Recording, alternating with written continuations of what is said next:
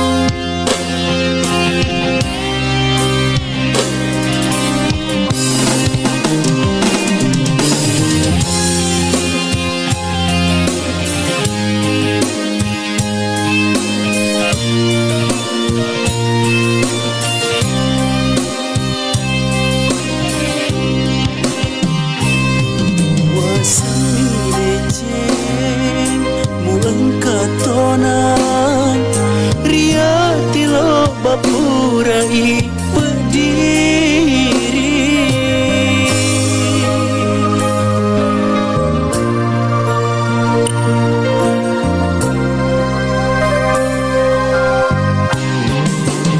musabarakan pagau kemuliaanku ajak mulai cupu temu sujud maelok rewa puramu puada mai gawadi seleyanga ma dimundrini musa sealemu lenyek di elokku mati mondrini musa sealemu riwatu lenyek di elokku.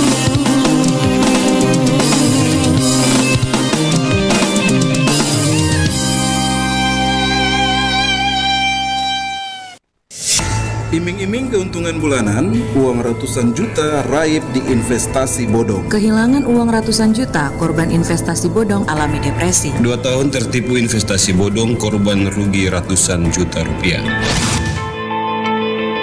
Praktik penipuan dengan tawaran investasi bodong masih terus memakan korban. Jangan sampai Anda tergiur dan menjadi korban selanjutnya. Waspadai investasi bodong, cermat sebelum berinvestasi.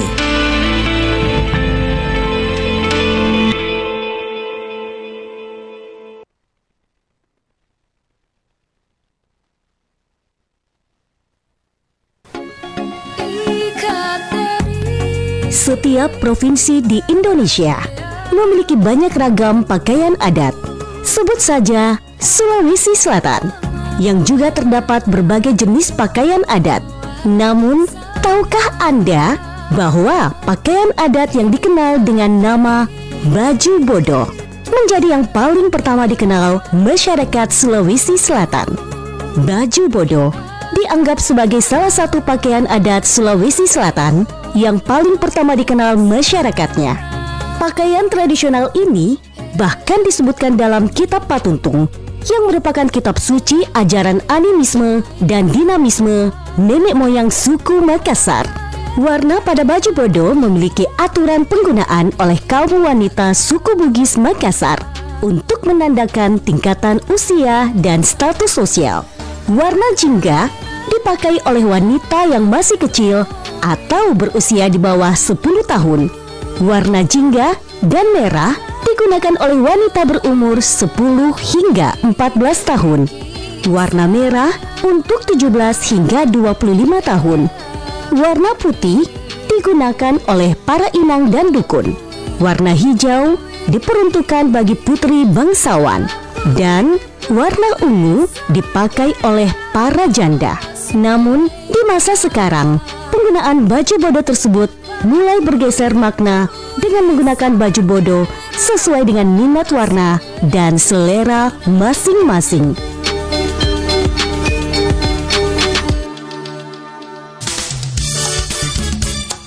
Nusantara Pagi, Pro 4 RRI Makassar. Kita masih bersama pagi hari ini sahabat budaya. Assalamualaikum warahmatullahi wabarakatuh. Selamat pagi, masih di obrolan komunitas dan alhamdulillah saya sudah bersama narasumber sebentar melalui Zoom dan kita akan bersama sahabat budaya membahas mengenai salah satu juga yang ada di Sulawesi Selatan. Ini kita punya pembelajaran yang namanya Sirina Pace dalam pembelajaran anak didik di sekolah, dan implementasinya seperti apa kita akan bahas nanti dengan narasumber kita, yaitu ada Bapak Dr. Faisal SPD MPD. Beliau adalah guru SMA Negeri 3 Bone, juga Ketua MGMP Seni Budaya Kabupaten Bone. Seperti apa MGMP ini mengajarkan kepada siswanya tentang bagaimana Sirina Pace itu diamalkan atau juga diberikan kepada siswa dan juga implementasinya di masyarakat atau juga di lingkungan sekolah. Dan ini salah satu juga yang perlu ditahu sahabat budaya, bahwa budaya Sirina Pace ini adalah budaya kita di Sulawesi Selatan yang secara turun-temurun diajarkan oleh orang tua kita terdahulu. Bagaimana Sirina Pace juga punya implementasi kepada siswa, ini juga perlu mereka ketahui bahwa orang tua dulu menggunakan budaya ini di lingkungan mereka sendiri. Jadi Sirina Pace ini secara turun-temurun tentunya harus ditahu oleh generasi kita, apalagi generasi milenial atau juga sekarang istilahnya Gen Z. Baik, 0811 400 9250, saya akan buka line telepon sahabat budaya berkomentar tentang Sirina Pace untuk mengajarkan anak-anak didik di sekolah. Bagaimana komunitas MGMP mengajarkan anak didik mereka di sekolah terkait dengan budaya kita yang ada di Sulawesi Selatan. Baik, silakan ada yang mau bergabung di pagi hari ini sahabat budaya, silakan. Saya nantikan di topik kita implementasi Sirina Pace dalam pembelajaran anak didik di sekolah. Seperti apa di pagi hari ini akan dibahas oleh narasumber kami sahabat budaya. Sebelum kita akan terhubung dengan narsum kami di Zoom, dan saya juga akan mengajak yang lainnya. Mungkin ada yang bisa bertanya kepada narasumber nanti. Silakan langsung dicatat mungkin pertanyaannya begitu ya.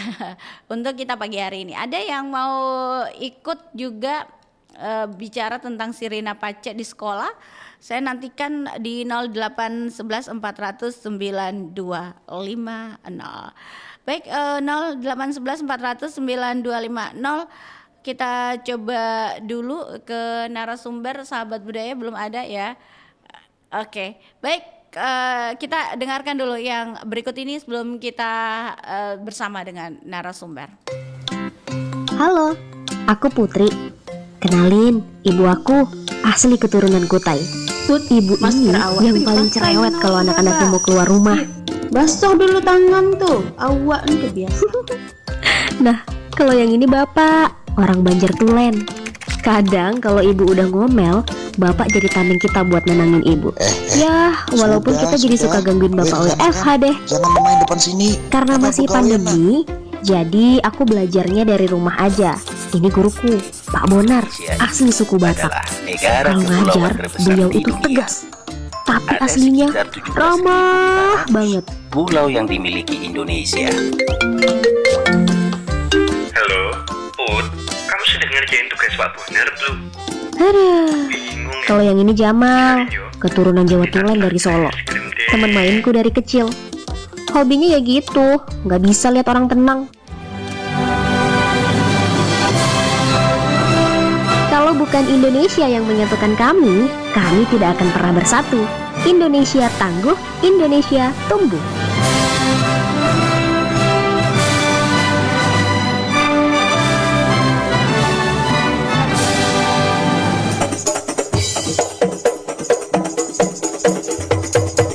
Tari Panen Durian Sumber Jambe atau yang disingkat Tari Padumbe merupakan tari khas Sumber Jambe, Kabupaten Jember. Seperti makna dari nama tariannya, Tari Padumbe menunjukkan aktivitas panen durian. Durian sendiri merupakan salah satu hasil bumi yang cukup terkenal dan menjadi unggulan di Kabupaten Jember. Tarian Panen Durian Sumber Jambe memiliki 2 formasi gerakan, yakni formasi lurus memanjang dengan formasi 4 perempuan dan 1 laki-laki. Saat memainkan tari padumbe, penari perempuan membawa buah durian asli berukuran kecil sebagai alat peraga tari. Kemudian, buah durian tersebut diletakkan dalam sebuah keranjang terbuat dari anyaman bambu. Tarian padumbe diciptakan tepatnya pada tahun 2021 oleh sanggar tari yang ada di Kecamatan Sumber Jambe, Kabupaten Jember. Tarian ini sering ditampilkan tepatnya pada acara-acara resmi tingkat kabupaten. Seperti salah satunya pernah ditampilkan secara massal oleh 200 siswa-siswi pada Gebyar Gunungan Hasil Bumi se-Kabupaten Jember dan pencanangan Hari Budaya Jember yang digelar beberapa waktu yang lalu.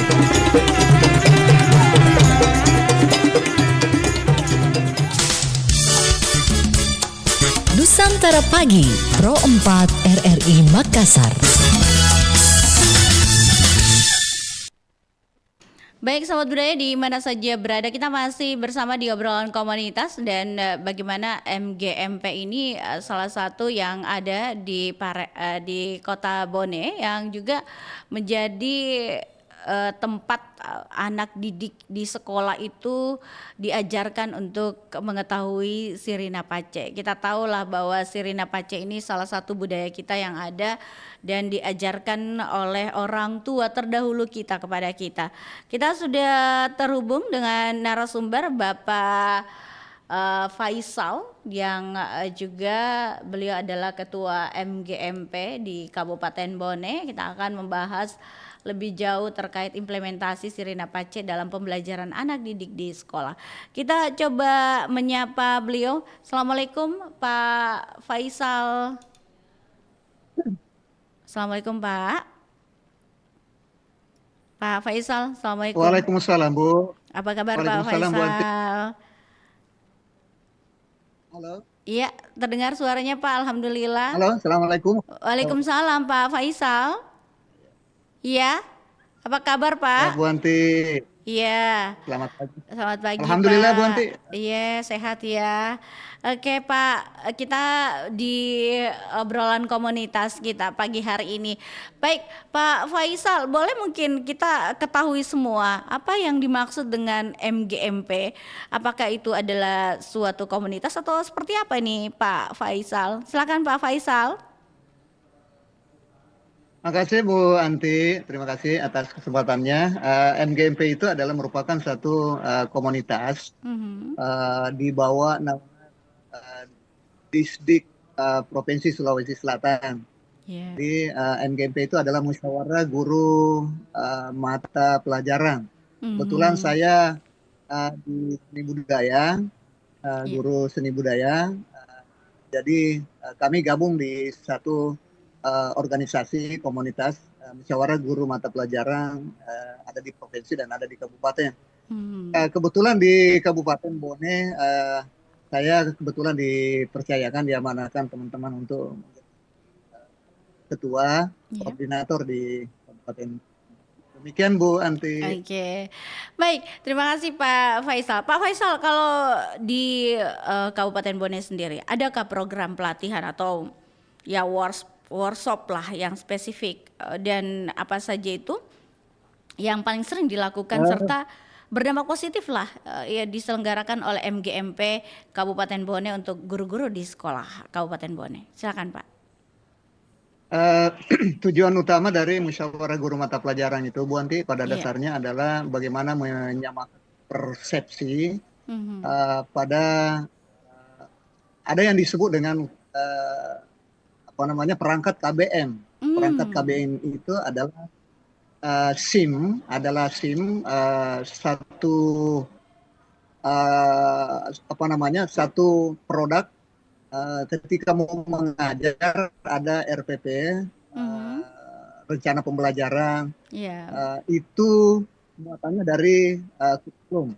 Jadi ketika mau mengajar, semua guru itu harus membuat perangkat pembelajaran.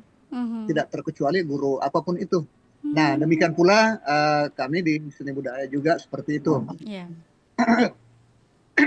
Yang dilakukan di MKMP pada dasarnya secara substansi sama, yakni mengadakan pertemuan tentang kegiatan membahas masalah program pembelajaran yang akan kita buat. Jadi ada produk-produk yang ada nantinya itu yang akan dibawa ke sekolah masing-masing untuk dijadikan sebagai pegangan di dalam melakukan proses pembelajaran. Iya, dalam konteks kurikulum sendiri Pak, di kurikulum Merdeka, bagaimana Bapak sebagai Ketua MGMP sekaligus guru membantu siswa dalam mengimplementasikan Sirina Pace dalam pembelajaran anak didik di sekolah, Pak Faisal? Iya. Sekarang kan kurikulum Merdeka. Kemudian ada pendekatan yang dilakukan oleh atas arahan pemerintah.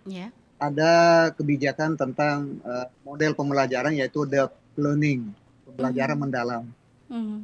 Pembelajaran kurikulum Merdeka itu sebenarnya mengarahkan kepada baik para guru maupun kepada anak didik itu sendiri untuk bisa belajar dengan satu konsep yang tidak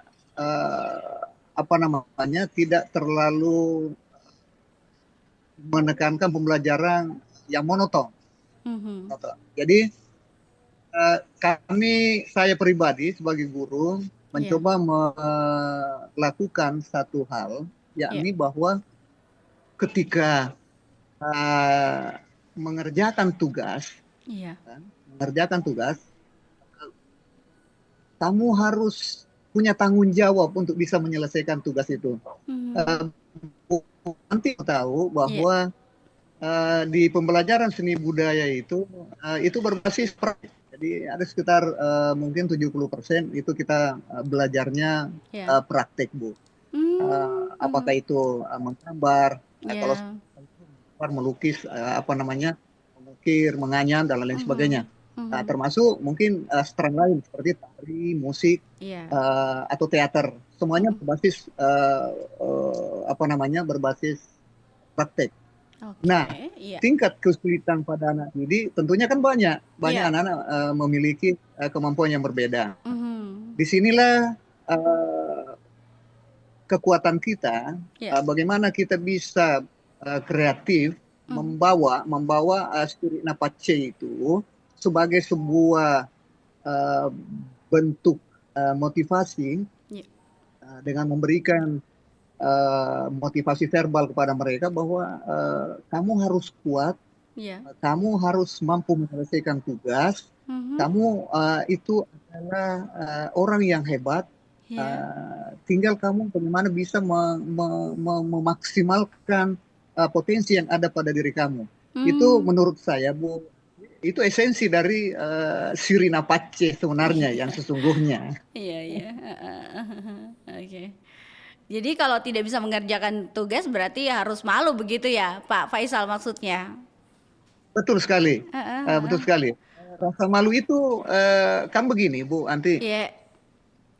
Konsep Sirina Pace di budaya kita, Bugis Makassar, ya saya menyebutlah bahwa di Bone. Tapi ketika bicara Sirina Pace itu kan kultur, itu budaya Sulawesi Selatan. Jadi Makassar, Toraja, apapun semuanya secara umum Sirina Pace menjadi sebuah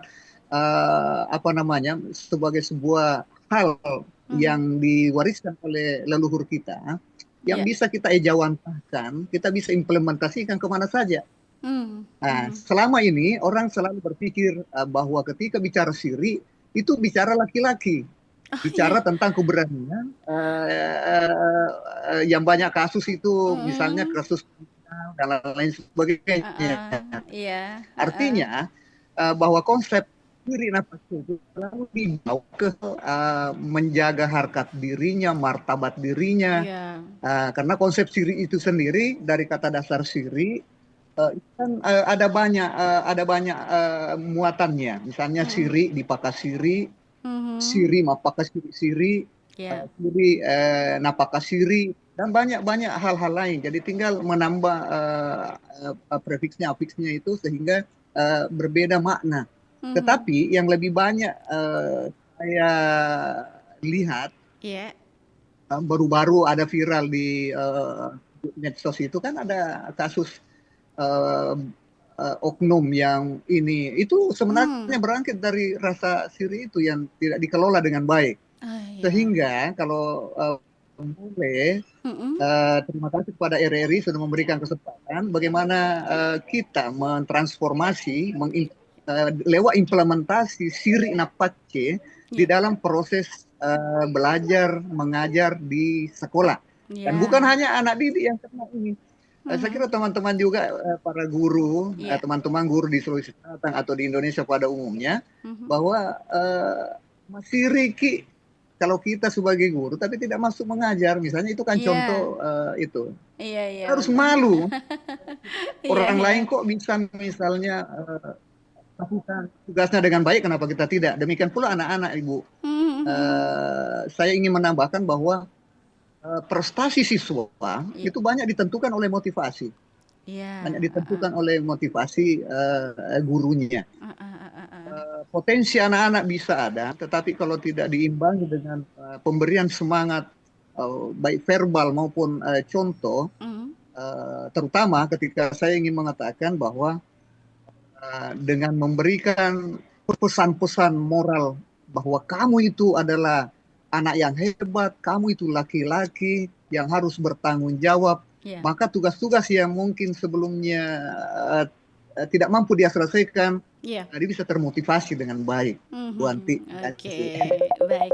Baik, kita ke penelpon terlebih dahulu. Mungkin ada penelpon, kita coba terima dulu ya. Jono di hari ini mau bergabung, mungkin coba kita coba terima dulu di berikutnya. Iqbal ada penelpon, coba kita terima dulu. Iya, Jono di Barukang. Oh iya. Iya. Oke, baik. Coba kita terima dulu. Ada telepon masuk ya. Assalamualaikum. Waalaikumsalam warahmatullahi wabarakatuh. Iya, Jono. Assalamualaikum Pak Faisal. Waalaikumsalam warahmatullahi wabarakatuh. Silakan. Iya. Iya, agak kareba ini Pak. Jadi Madeceng. Ya, Madeceng. Wah, ini si kampung Kak sebenarnya. Si kampung Pak. Iya. Pak Faisal.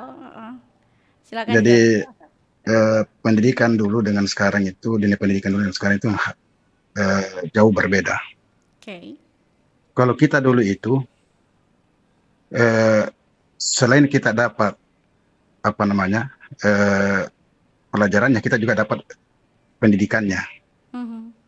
Iya, dulu orang pintar tapi dia juga attitude-nya dapat. Iya, karena itu memang fokusnya ke situ. Selain mengajar juga mendidik.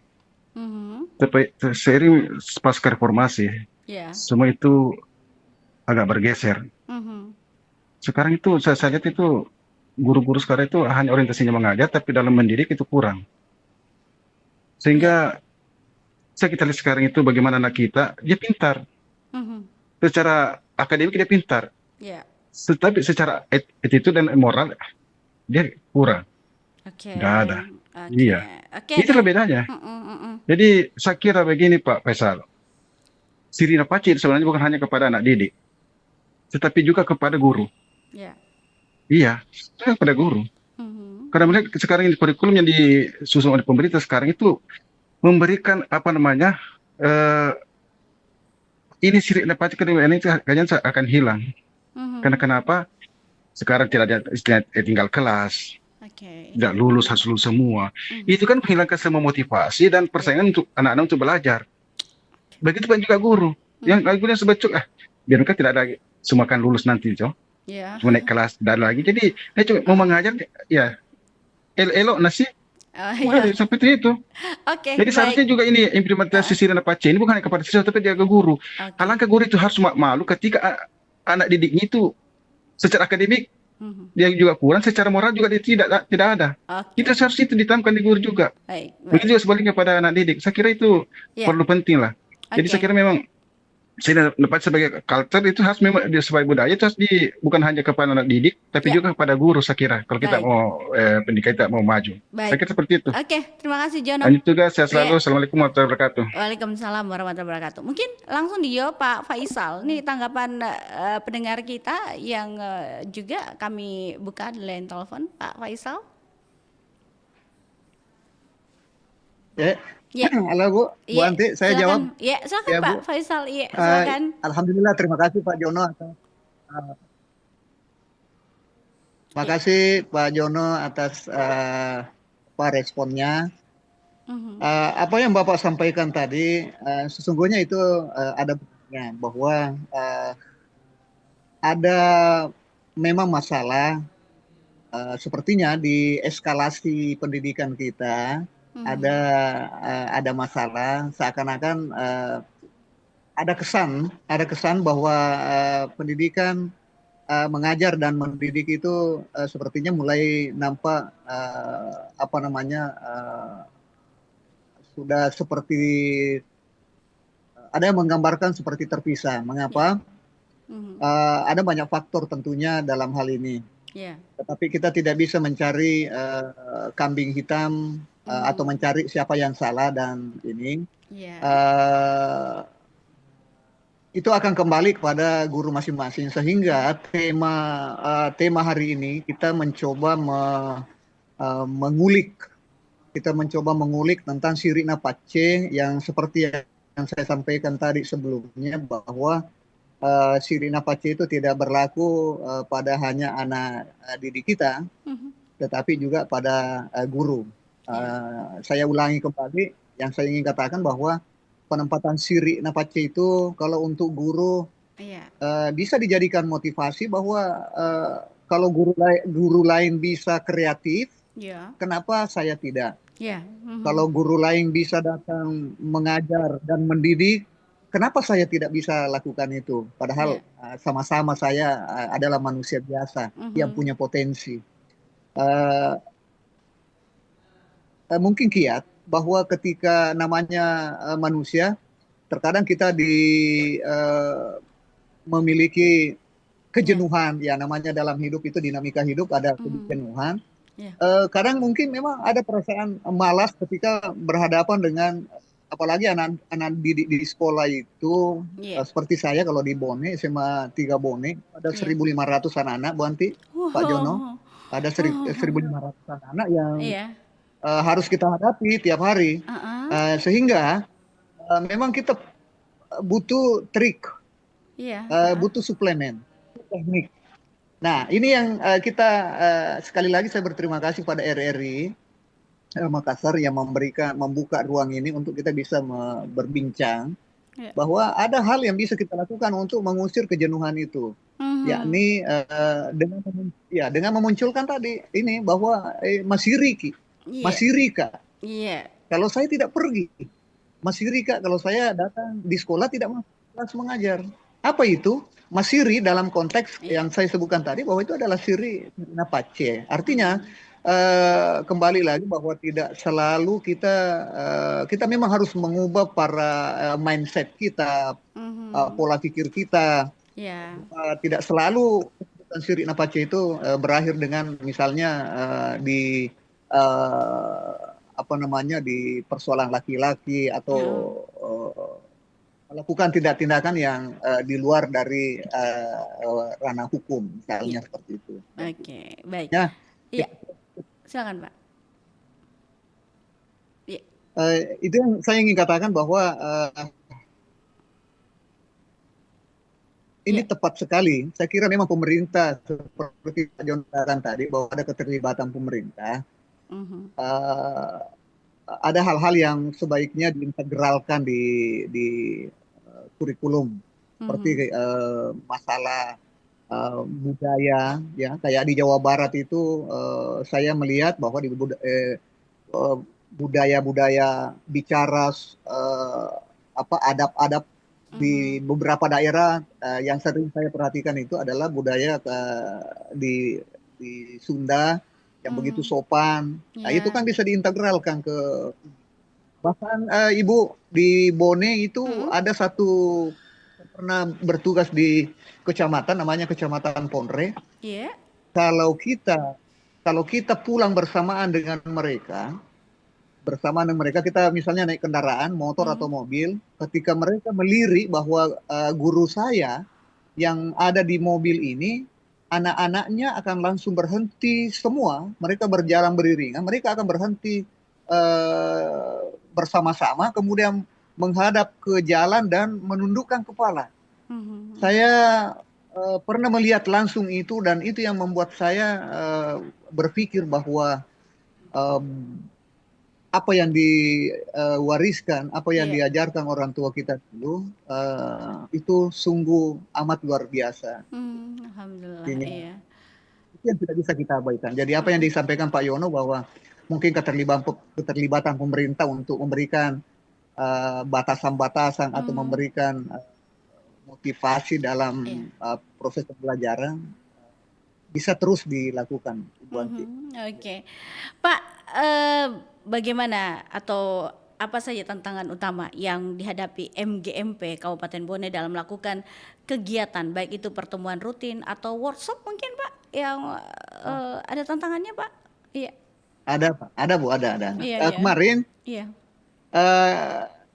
Bone itu, saya bicara Bone dulu. Yeah. Bone itu Bu ada 20 kecamatan lebih, dan jaraknya itu boleh dikatakan amat jauh. Seperti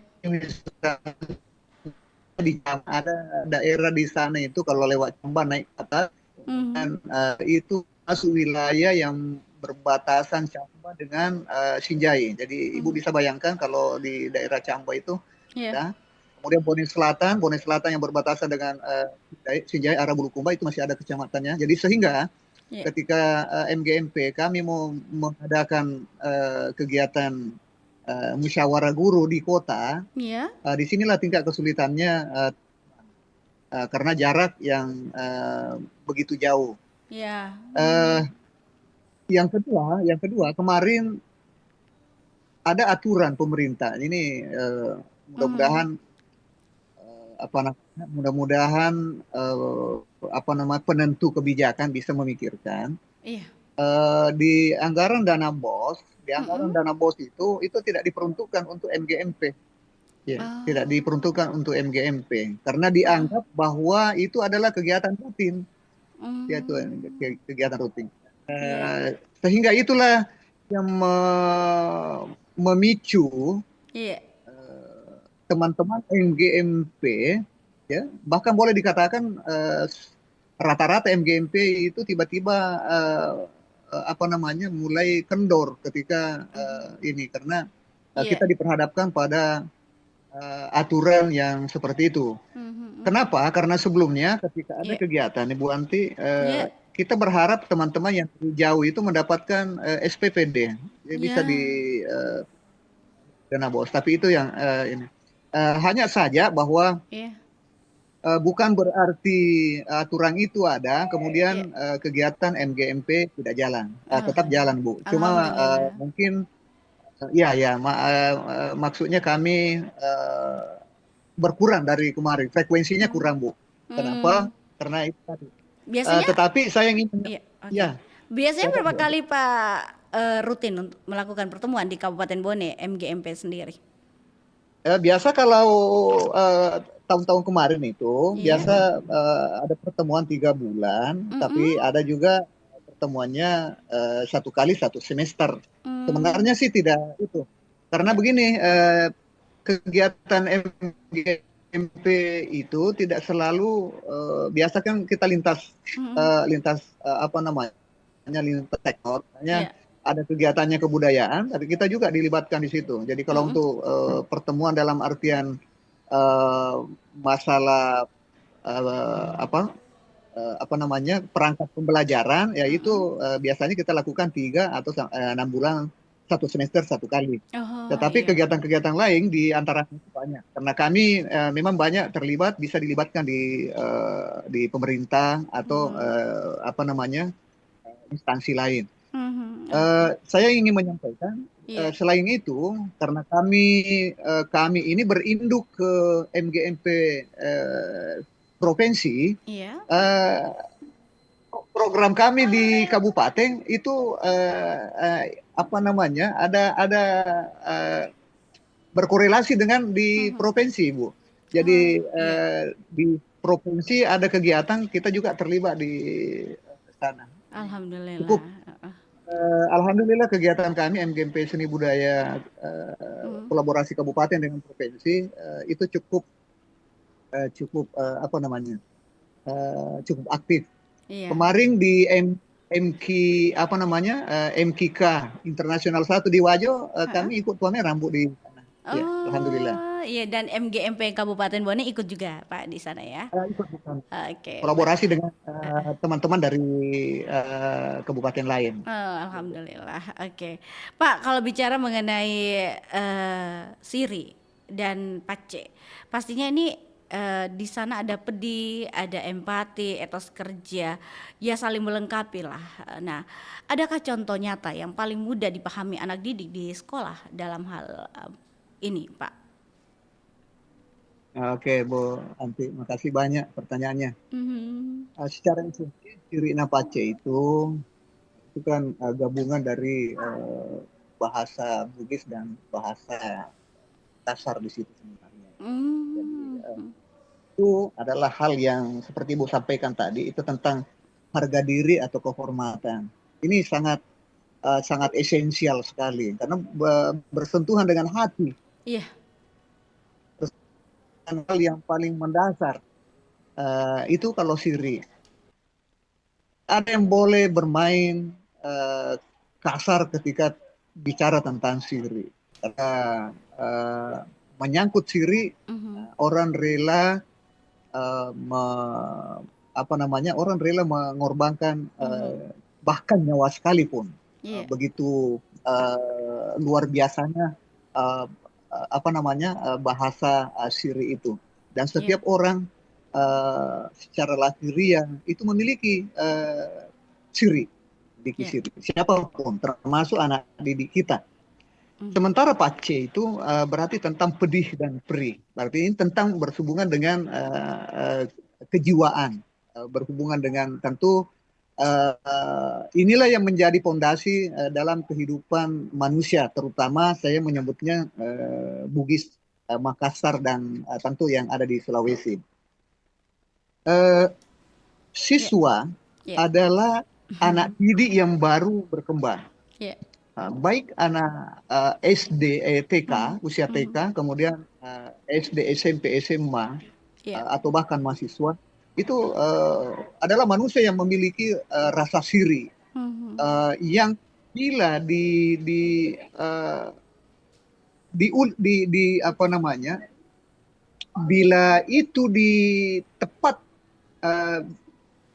bila itu tepat meng-up-nya atau memotivasinya, maka itu bisa menjadi sebuah energi yang lebih dari yang lain. Ibu bisa bayangkan seorang anak yang takut ketika dia disampaikan seperti ini orang tuanya. Ini analog negatif, bukan analog negatif. Ada anak-anak dibully, Bu. Ada anak-anak dibully. Kemudian orang tua dia pulang menangis, orang tuanya menyampaikan, kau itu bikin malu saja itu. Dia bisa berubah kembali ke sana dan dia melawan. Itu satu. Yang kedua, analogi positifnya, ada anak-anak di sekolah, dia pulang ke rumahnya misalnya habis ulangan, kemudian dia mendapatkan nilai rendah di satu mapel, kemudian orang tuanya memberikan motivasi tepat, bukan memarahi maksud saya, Bu. Bukan memarahi. Kenapa memarahi dengan kamu itu laki-laki, anakku. Kamu itu adalah memiliki kemampuan sama dengan teman. Kenapa kita bisa dikalah? sama-sama. Kamu ke sekolah diantar pakai motor, nak. Kemudian ini, kenapa kau tidak coba? Ayolah, nak, memberikan itu. Malu, nak. Kita harus malu. Kamu itu kan punya kemampuan, nak. Jadi itu sangat signifikan, Bu. Karena saya beberapa kali menghadapi anak-anak saya mengajar hampir 400 karena satu tingkatan di sekolah saya itu 12 kelas. 12 kelas di sekolah saya. Saya banyak mendapati anak-anak yang itu. Tapi dengan pendekatan kepada mereka, saya kadang menyelipkan, membuat malu mereka sebenarnya dalam bahasa motivasi. Ayolah, laki-laki, kenapa kamu bisa kalah dari itu? Padahal dia itu kalau dilihat secara fisik mungkin lebih rendah daripada kamu. Ya Bu Anti, alhamdulillah banyak yang berhasil. Oke, Pak. Aduh, sayang sekali Pak, ini waktu kita sudah pukul 10, jadi mungkin Pak, apa harapan Bapak untuk kita yang tentunya saat ini, apalagi di era modern saat ini, terutama anak didik kita, implementasikan pembelajaran Sirina Pace di sekolah. Silakan Pak, yang terakhir closing sekalian statement Pak Faisal. Ya, makasih banyak Bu Anti. Kepada siapapun yang mendengarkan, memantau RRI Makassar, saya hanya ingin memesankan seperti ini bahwa kita perlu mengubah mindset kita perlu bisa mengubah pandangan kita, pemahaman kita terhadap filosofi Sirina Pace. Filosofi Sirina Pace itu mengandung potensi yang sangat luar biasa, karena itu berhubungan dengan potensi yang ada pada diri tiap manusia yang lahir di muka bumi ini, terutama di kita, Makassar dan secara umum di Sulawesi Selatan. Untuk apabila mungkin ada teman-teman guru atau orang tua, saya kira marilah kita kembali memanfaatkan, mencoba mengintegralkan nilai-nilai filosofi Sirina Pace secara positif di dalam pembelajaran kita untuk memotivasi anak-anak kita yang ada di rumah. Sebagai guru pertama di rumah untuk anak-anaknya, marilah kita selalu memberikan motivasi Sirina Pace dalam artian positif. Dan tentu kepada anak-anakku, kalau sempat ada yang melihat ulang siaran ulang ini, jangan merasa lebih rendah dari orang lain, selalu punya motivasi bahwa rasa malu yang kau miliki itu jauh, ketika dia dalam frame positif, maka lakukanlah, karena itu akan membentukkan menjadi pribadi yang kuat dan bisa lebih hebat.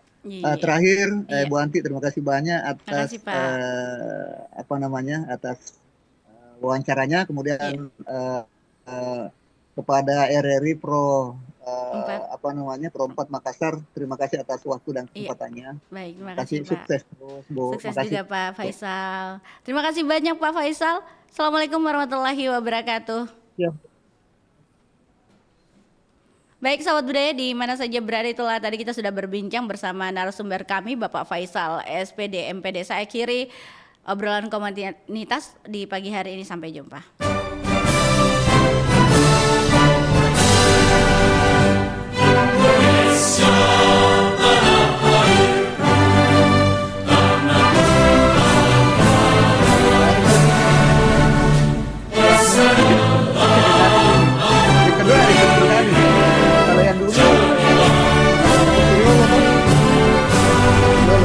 Selalu saya